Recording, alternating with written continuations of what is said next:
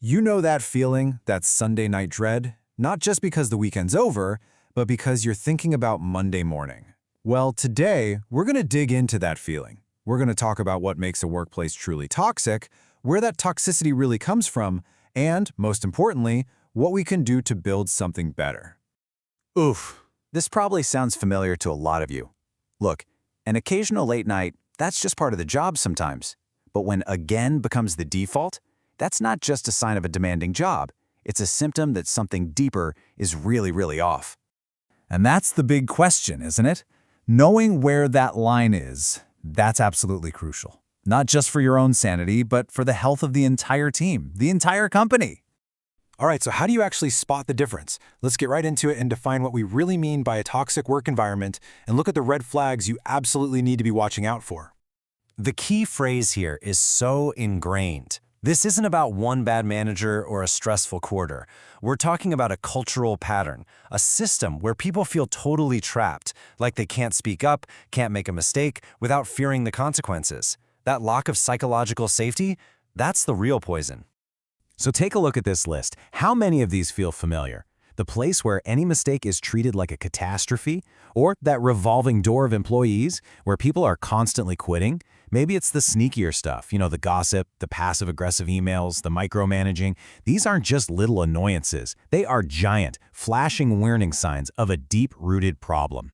And if you're wondering why this is such a big deal, well, look at the numbers. The human cost is just devastating. People are 3 times more likely to have their mental health suffer.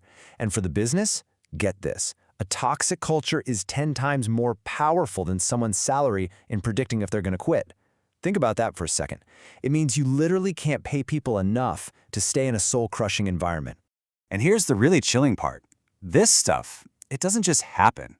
Toxic workplaces aren't a freak accident. They are built, piece by piece, often without anyone even realizing it. So if it's not an accident, then where does it come from? What's the root cause? Well, the research on this is surprisingly clear. Okay, let's pull back the curtain and see how this actually happens. We're going to dive into what some researchers call the dark side of leadership and the specific traits that plant the seeds of a toxic culture. It's pretty fascinating, actually. We can zero in on some specific personality traits, and studies show that leaders who lean towards narcissism are often the architects of these dysfunctional, toxic workplaces. And here's what that looks like in the real world. When a leader only cares about their own ideas, when they throw their team under the bus to get ahead, when they can't handle any criticism, that's how toxicity takes root. It systematically kills that psychological safety we talked about, creating a culture of fear where everyone is just trying to survive. And really, this quote from the research says it all.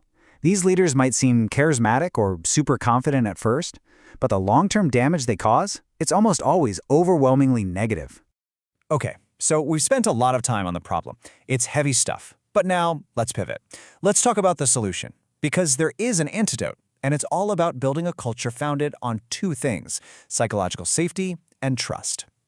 I mean, just look at this comparison. It is night and day, isn't it? On one side, you have people living in fear, staying silent to protect themselves, and on the other, you have an environment where people are free to learn, to grow, and to actually speak their minds. The difference is everything. So what exactly is psychological safety? It's not about being nice all the time or avoiding conflict. It's about creating a climate where you believe it's safe to be vulnerable. It's the belief that you can ask a dumb question, you can challenge an idea, or you can admit you messed up without being shamed for it. And trust? Well, that's the other piece of the puzzle. If psychological safety is about the group, trust is about the individual. It's your personal willingness to make yourself vulnerable to one specific person because you believe they mean well. You really can't have one without the other. They work together. Okay, so this is where the rubber meets the road. How do we actually do this? Let's get into the practical, step-by-step roadmap for building a culture of trust. We talk about trust like it's this kind of vague, magical feeling, but it's not. Research shows that our trust in someone is built on our perception of how trustworthy they are, and that's something we can actually break down. It comes down to these 3 things: ability, benevolence, and integrity. Ability is, are you good at your job? Benevolence is, do you have good intentions toward me? And integrity is, do you say what you mean and do what you say?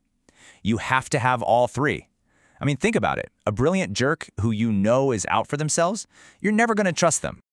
So, for any leaders listening, here are 4 things you can start doing right now.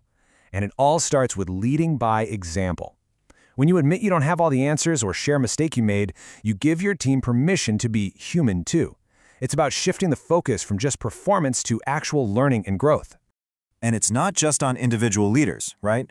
The organization as a whole has to build systems that support this. We're talking about clear policies on behavior, making a real effort to be inclusive, and actually listening to what people are saying in anonymous surveys. This is how you prevent toxicity before it even starts. And at the end of the day, this is the main takeaway. Trust is so fragile. It takes forever to build and can be shattered in a second. Creating a great culture isn't a project you complete. It's an ongoing, daily commitment from everyone, starting at the very top. So I'm going to leave you with this question to chew on. Whether you're a CEO or the newest person on the team, what is one small thing you can do tomorrow to show your ability, your benevolence, or your integrity? Because it's those small, consistent actions that really truly start to build a better place to work.